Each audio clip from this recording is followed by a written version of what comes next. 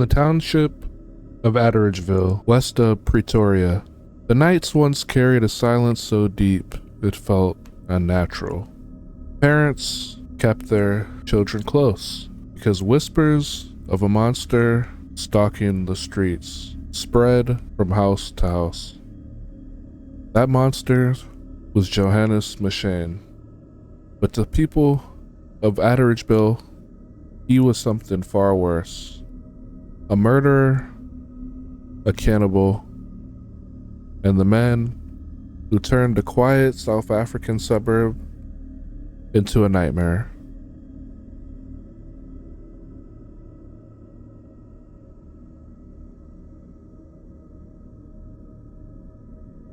And when we take a step back and look inside the past, little is known about Johannes Machane's childhood.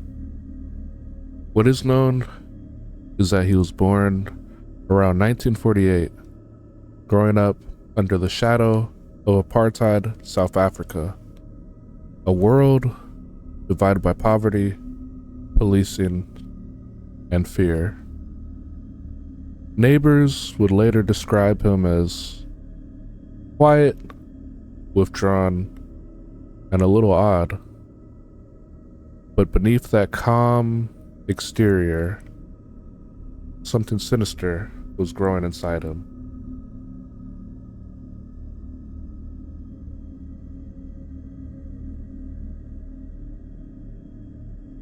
By the mid-1970s, Machane was already known to local police. He was convicted of killing his own wife after a violent argument gone wrong. For that murder, he was sentenced to prison. Behind bars, Machane served several years, and in 1982, he would be released. This was a tragic mistake of the justice system failing those around it. Because only within months, the killings began again.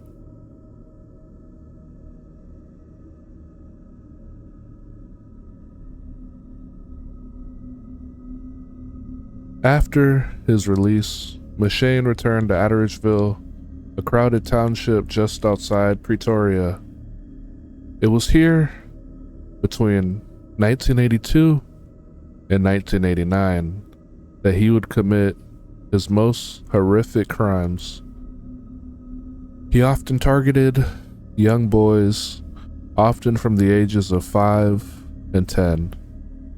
He would lure the young boys away from playing fields or neighborhood streets and take them into the secluded areas where they would be assaulted and strangled and then ultimately bludgeoned to death.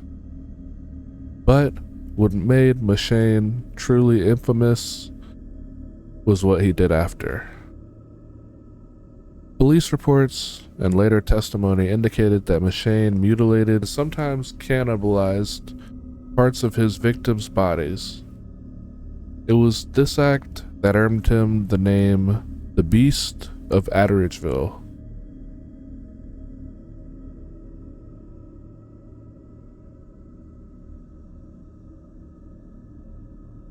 The first known victim after his release would be 6-year-old Philip Matala, found dead in 1982 near a railway line in Atteridgeville. Over the next several years, a chilling pattern would emerge. That all happened in 1982. But in 1983, another boy would fall victim to the same man. The next victim was 8-year-old Simon Nigobini. First, he disappeared without a trace. Society was looking for him, but ultimately, his remains were discovered near a dumping site. 2 years later, in 1985, there were 2 boys, Daniel Mashilo and Thabo Romagopa. They went missing within months of each other, never to be found again, alive. 2 years later, in 1987, the body of Lucas Kamalo, age 7, is found near an abandoned quarry, likely to the hands of our killer, Mashane. And then the following year, 1988, 10-year-old Maifo Hikana is last seen playing soccer in the street, never to be seen alive again. Each scene was eerily similar. They took place in very secluded locations. There was always evidence of a sexual assault, and there were always brutal injuries consistent with strangulation and biting. By 1989, police estimated that Johannes Mashane killed at least 12 children. Though some investigators believed the number could be higher, it couldn't really be proven.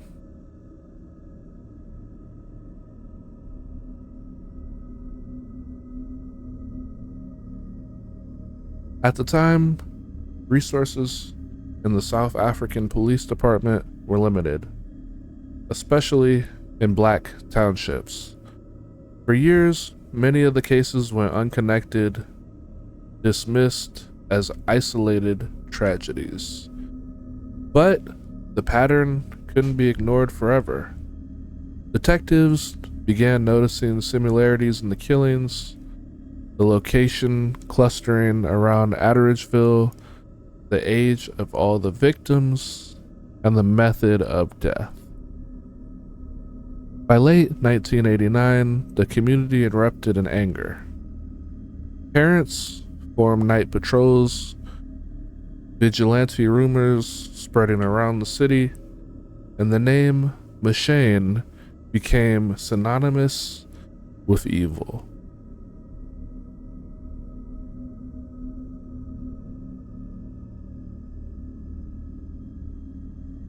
In December 1989, police finally closed in. After the murder of 8-year-old Thabo Ramagopa, witnesses reported seeing Mashane leading the boy away earlier that day. When police arrived at his shack, they found not only bloodstains, but also children's clothing. Under questioning, Mashane confessed to a string of murders, describing his acts in haunting detail. He spoke of urges he could not control and of hearing voices that told him to kill. Investigators were horrified, not only by the crimes, but by the coldness with which he described them.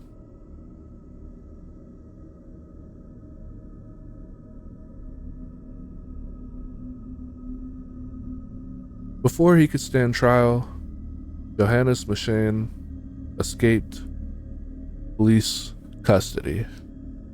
On January 6, 1990, while being transported near Atteridgeville, he slipped away from the officers and fled toward an oncoming train. Moments later, Mashane threw himself onto the tracks. He was struck and killed instantly.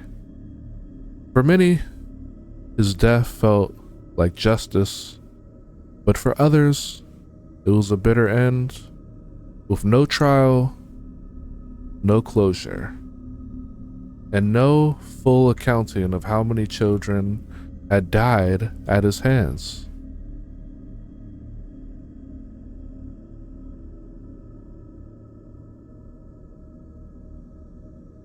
The murders of Atteridgeville left scars that still linger on today.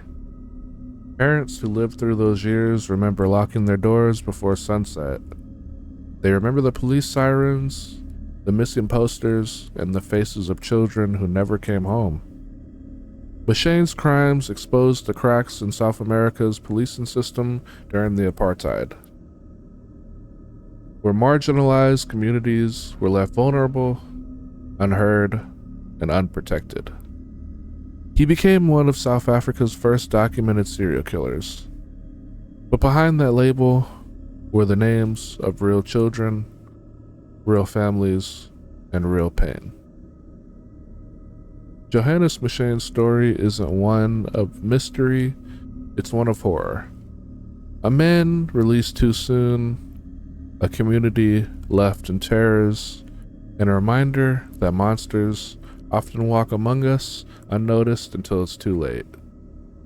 This is the story of Johannes Mashane, the monster of Atteridgeville. And if you found this video informative, consider subscribing for more deep dives into the darkest corners of history. And if you'd like us to cover other killers or psychological case studies, drop a comment below. Thank you for watching, stay curious, and stay grounded.